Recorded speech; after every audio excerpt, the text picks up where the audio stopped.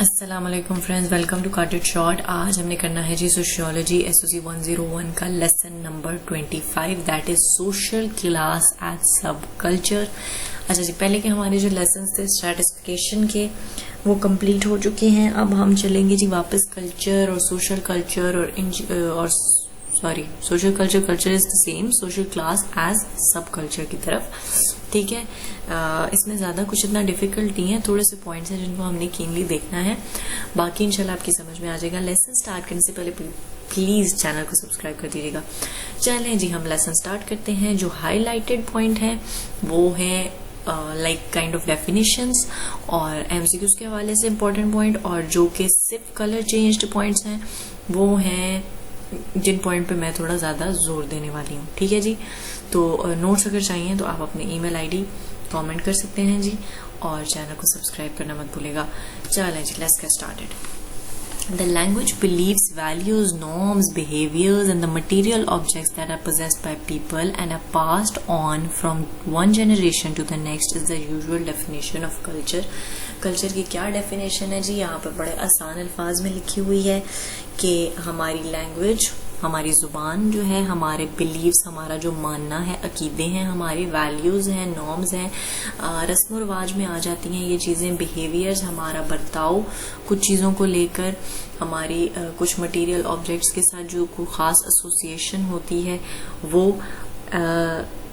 जो कि generation to generation चली आ रही है, कोई नई जो अभी स्टार्ट हुई है वो नहीं, जो जनरेशन टू जनरेशन चली आ रही है, उस सबको हम क्या कहते हैं? कल्चर कहते हैं।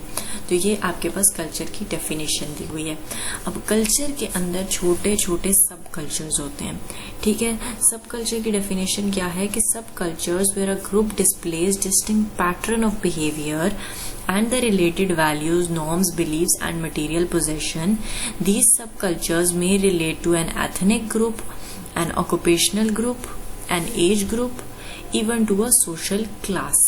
अच्छा जी, अब सब कल्चर क्या होता है कि अगर आप कहें कि पूरे मुल्क का जहाँ पे करोड़ों की आबादी है वहाँ पर एक ही कल्चर एग्जिस्ट करता होगा, ऐसा पॉसिबल नहीं है।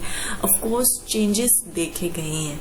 ठीक है, आपको पैटर्न्स दिखते हैं कि चंद लोग एक जैसे हैं और यहाँ पे चंद लोग एक जैसे हैं और ये चंद लोग एक जैसे हैं। तो वो क्या वजह होती है?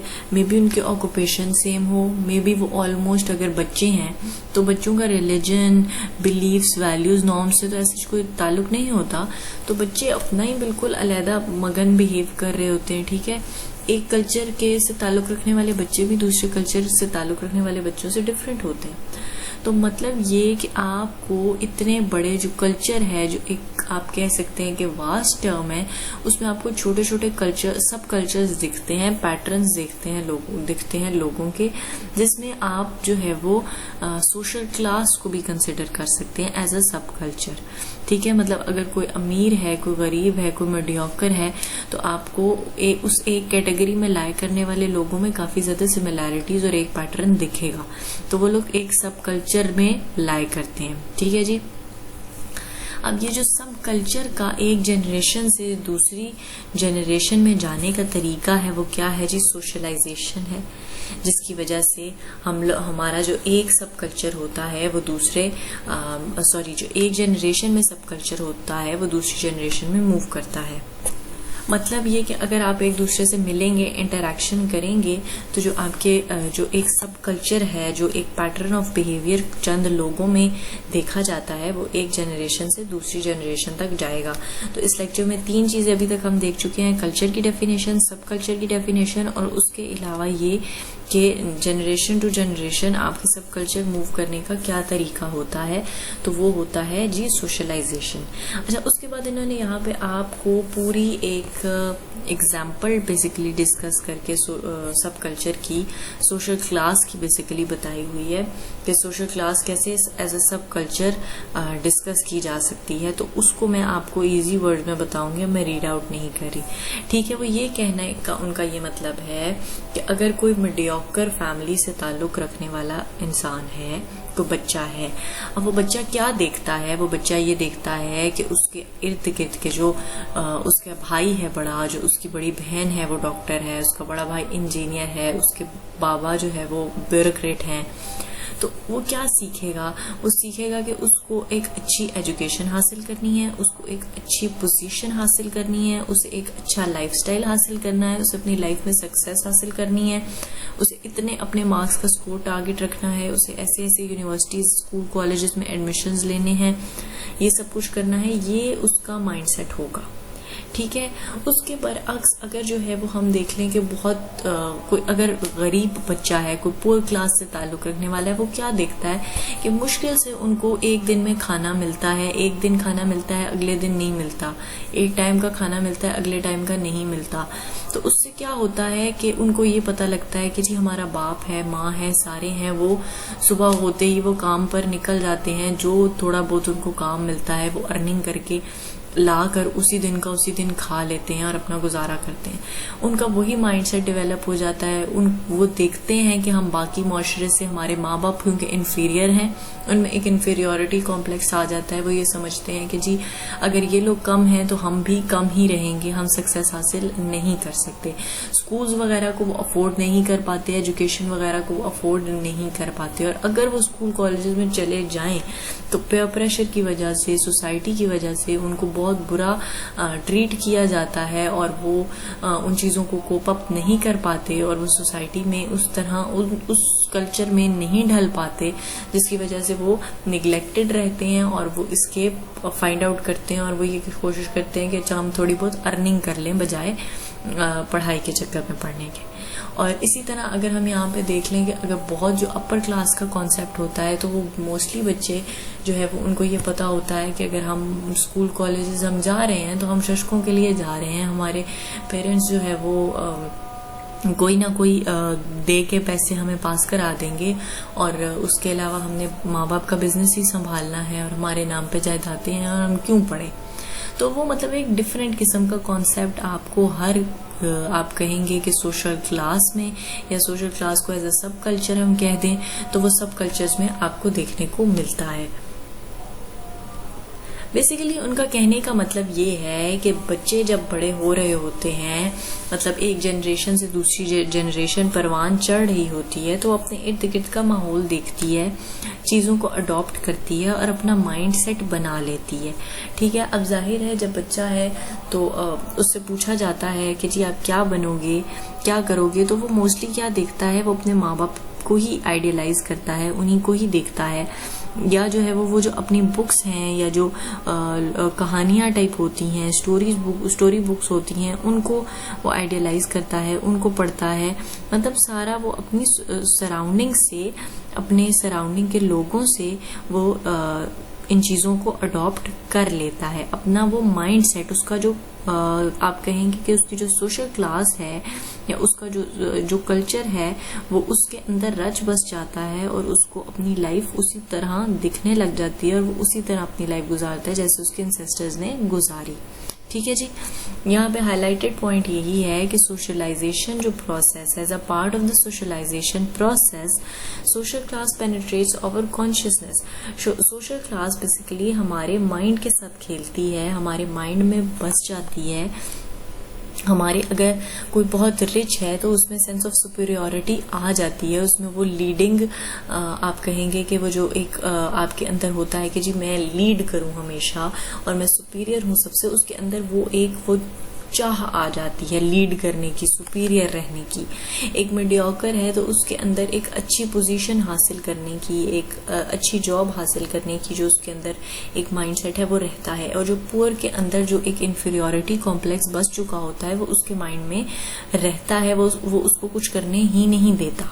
ठीक है, क्योंकि वो उसके माइंड सेट पे वो चीज बैठ चुकी होती है। ठीक हो गया जी। यहाँ से हाईलाइटेड अगली पॉइंट हम देख लेते हैं। One consequence of facing emergency after emergency and not having enough resources meet them and seeing the future as more of the same is the lack of deferred gratification. Sorry, यहाँ पे spelling गलत है. Giving up things is in the present for the sake of greater gain in the future. अच्छा जी, जो poor class के लोग होते हैं वो मोस्टली, क्योंकि उनको इमरजेंसीज का सामना होता है और मोस्टली ऐसा देखने को मिलता है कि जी अगर एक टाइम उन्हें खाना मिल रहा है, अगले टाइम उन्हें नहीं मिलेगा, कोई भी इशू उनके साथ, कोई भी हादसा, कोई भी प्रॉब्लम पेश आ सकती है फौरन, तो वो क्या करते हैं, उन्हें ये लगने लगता है कि जैसे हमारा प्रेजेंट है वैसे ही हमारा फ्यूचर होगा। तो वो लोग क्या करना शुरू करते हैं कि वो उनको मतलब वो एक माइंडसेट बना लेते हैं कि भाई यही हमारी जिंदगी है, जो हमारा प्रेजेंट चल रहा है वैसा ही हमारे पास हमारा फ्यूचर होगा। ये क्या होता है, लैक ऑफ, इसे कहा जाता है डेफर्ड ग्रेविटेशन। आपसे इस तरह भी पूछा जा सकता है कि जी डेफर्ड ग्रेविटेशन क्या होती है। डेफर्ड ग्रेविटेशन ये होती है कि आप अपने आज में जीना छोड़ देते हैं फ्यूचर गेन्स के लिए। ठीक है, आप अपने फ्यूचर में ज्यादा गेन करने के लिए आप अपना प्रेजेंट जीना छोड़ देते हैं।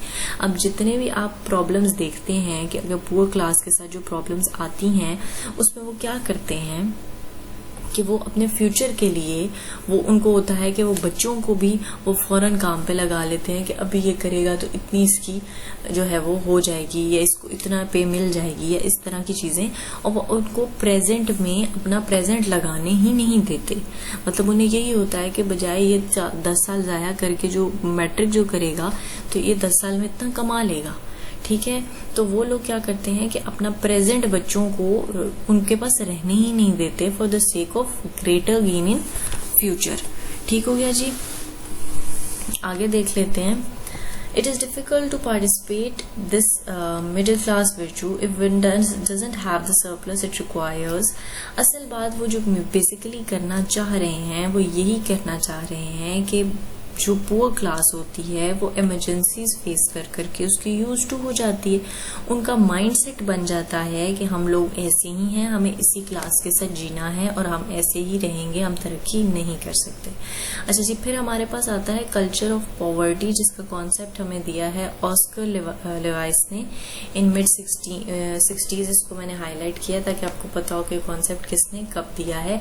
इनके अकॉर्डिंग कि जो पुअर लोग होते हैं उन्होंने अपना एक काइंड ऑफ बिहेवियर, एक काइंड ऑफ लुक, एक काइंड ऑफ पैटर्न अपने लिविंग में डेवलप कर लिया होता है, जिसकी वजह से वो पहचाने जाते हैं। ठीक है, और वही उनकी जनरेशन टू जनरेशन चलता है। लेकिन इस कल्चर ऑफ पॉवर्टी पर क्रिटिसिज्म किया गया है कि argue that expecting to fail. इन्होंने ये आर्ग्यू किया है कि ये उनकी पॉवर्टी उनके लिविंग पैटर्न की वजह से, या उन्होंने जो चीजें अडॉप्ट कर ली उस वजह से नहीं है।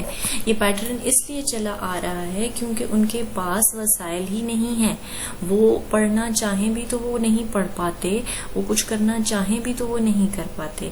ठीक है, तो ये कह देना कि ये अगर कोई पुअर है और उस पुअर होने में उसकी अपनी ही गलती है, जनरेशन टू जनरेशन जो पुअर हो रहे हैं लोग उनमें उनकी अपनी ही गलती है, ये कहना गलत है। जो क्रिटिक्स हैं जिन्होंने क्रिटिसाइज किया इस थ्योरी को, उनके अकॉर्डिंग जो डिफरेंस है वो ये है कि उनको कैपिटल ही मुहैया नहीं होता, उनको अपॉर्चुनिटीज ही नहीं मिलती, तो वो अपना लाइफस्टाइल नहीं चेंज कर पाते। एंड पे उन्होंने आपसे क्वेश्चन पूछा है कि आप अगर देखें कि अगर आपकी लाइफ बहुत अच्छी है या बहुत बुरी है, आप जिस भी क्लास से ताल्लुक रखने वाले हैं, तो आप इस बात पर गौर करें कि आपका माइंड या आपकी एक्सपेक्टेशन सक्सेस और फेलियर की कितनी आपकी लाइफ में है। मतलब ये कि अगर आप मीडियोकर फैमिली से हैं तो क्या आपकी अप्रोच वही है जो आपके पेरेंट्स की रही है, या अगर आप बहुत मीडियोकर फैमिली से हैं तो वो फेलियर की अप्रोच आपके माइंड में क्या बैठ चुकी हुई है, या सक्सेस की अप्रोच क्या आपके माइंड में बैठ चुकी हुई है।